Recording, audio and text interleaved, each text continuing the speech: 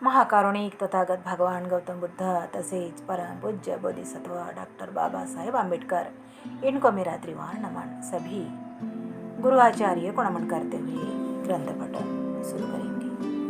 आप सबका स्वागत है।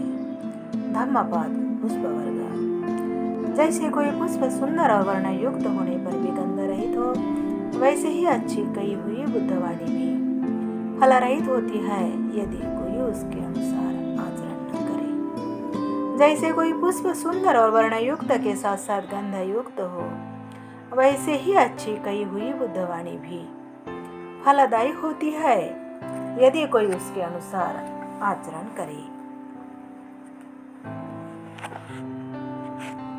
गाथा। यथापि रुचिरं पुष्पं वर्णवन्तं सगंधकं एवं सुभाषिता वाचा सफला होती कुब्बतो। अर्थ, जैसे फूल सुंदर हो और उसमें गंध भी हो, उसी प्रकार कहे अनुसार कार्य करने वाले की सुभाषित वाणी सफल होती है। सुभाषित वाणी गंधमय फूल की तरह होती है। छत्रपाणि उपासक की कथा। एक दिन छत्रपाणि उपासक को अपने महल के सामने से भोजन के बाद छाता ताने हुए तथा जूते पहने हुए जाते देखा। राजा प्रसेनजीत ने अपने सिपाहियों को भेजकर छत्रपाणि को बुलाने के लिए कहा। छत्रपाणि ने राजा के निकट पहुंचकर छाता और जूता एक तरफ रख दिया और उन्हें सादर प्रणाम कर खड़ा हो गया। राजा ने व्यंग्य करते हुए कहा, क्यों जी उपासक, जूता और छाता अलग क्यों रख दिया? राजा से मिलने आ रहा हो, अतः उनके सम्मान में। तो तुम्हें आज समझ में आ गया है कि मैं राजा हूँ? नहीं राजन, मैं तो सदैव ध्यान रखता हूँ कि आप राजा है। अगर ऐसी बात थी तो उस दिन शास्त्रा के सामने तुम बैठे क्यों रहे? उस दिन तुम मेरे सम्मान में खड़े क्यों नहीं हुए? राजन, उस दिन मैं संसार में सर्वश्रेष्ठ के आगे बैठा हुआ था। अगर प्रदेश के राजा के सम्मान में खड़ा होता तो संसार के राजा का अपमान होता, यह सोचकर मैं अपने आसन से नहीं उठा। तब राजा ने कहा, चलो ठीक है, मैंने तुम्हारी बात मान ली। सुना है तुम इस लोक और परलोक के विषय में, उचित अनुचित के विषय में तथा त्रिपिटक के अच्छे विद्वान हो। कृपया अंतपुर में आकर रानी को धम्म कथा सुनाया करो। नहीं राजन, ऐसा नहीं हो सकता। क्यों श्रीमान? राजन, राजा के महल में उचित अनुचित सभी कुछ होता रहता है, अतः वह दोषपूर्ण होता है।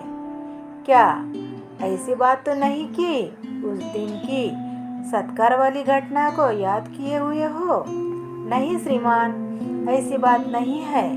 गृहस्थ का राजा के अंतपुर में जाना उचित नहीं है, उनसे कोई अनुचित कार्य हो सकता है, अतः उचित यही होगा कि आप किसी भिक्षु को अंतपुर में आने के लिए आमंत्रित कर लीजिए और उससे धम्म कथा सुनवा लीजिए। ठीक है, तुम जा सकते हो, राजा ने कहा। उसे विदा कर राजा शास्ता के पास गया और उनसे आग्रह किया, बनते रानी मल्लिका देवी एवं उनकी पतोहू वासभकतिया आपसे धम्म प्रवचन सुनना चाहती है, अतः अच्छा होता कि आप प्रतिदिन भिक्षु संघ के साथ मेरे राजमहल में आते और धम्म कथा सुनाते। तब शाक्यमुनि ने राजा को समझाया, राजन, बुद्ध कहीं भी बनकर धम्म प्रवचन नहीं किया करते, इसलिए मेरे लिए संभव नहीं होगा कि प्रतिदिन तुम्हारे यहाँ आकर धम्म प्रवचन किया करूं। अगर ऐसी बात है तो बनते किसी अन्य भिक्षु को भेज दे। तब शास्ता ने आनंद स्थविर को यह कार्य सौंपा। वे प्रतिदिन अंतपुर में जाकर धम्म कथा सुनाने लगे। उन दोनों श्रोताओं में मल्लिका देवी बहुत ही श्रद्धा से धम्म कथा सुनती थी। वह किसी भी कथा को सावधानी से सुन तुरंत ही हृदयंगम कर लेती थी, पर वास भक्तिया न तो सावधानी से सुनती थी और न मन लगाती थी, अतः वह कुछ भी हृदयंगम नहीं कर पाई। एक दिन तथागत ने आनंद बंते से पूछा, क्या उपासकाए रानी और उनकी पतोह मन से धम्म ज्ञान प्राप्त कर रही है?